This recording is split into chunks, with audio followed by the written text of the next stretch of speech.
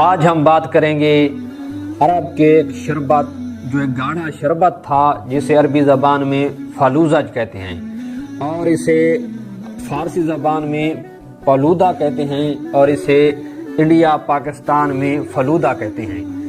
یہ ایک Arabian dish تھی جس کی طرز پر آج کل فلودہ بنایا جاتا ہے۔ کوفہ کے جو لوگ تھے وہ گرمیوں میں ایک شربت بناتے تھے۔ اس شربت میں آٹا، شہد، پانی اور کئی میوہ جات ملائے جاتے تھے۔ اس شربت کا نام تھا فلوزج اور اسے کوفہ میں بہت زیادہ استعمال کیا جاتا تھا اور اسے زیادہ تر گرمیوں میں استعمال کرتے تھے۔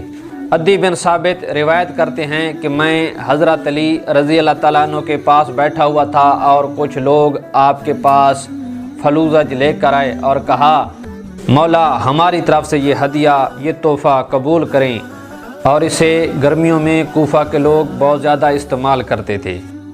اس لیے حضرت علی رضی اللہ تعالیٰ عنہ نے فرمایا میں ایسی کوئی چیز نہیں کھاؤں گا جس کی مجھ کو عادت نہیں اور مجھے عادت لگ جائے، اور لوگوں نے بار بار اصرار کیا کہ مولا تھوڑا سا تو چکھ لیں، تھوڑا سا تو چکھ لیں، تو آپ نے اپنی انگلی سے تھوڑا سا چکھا اور کہا کہ اس کی خوشبو اور اس کا رنگ بھی اچھا لگ رہا ہے اور اس کا ذائقہ بھی اچھا ہے۔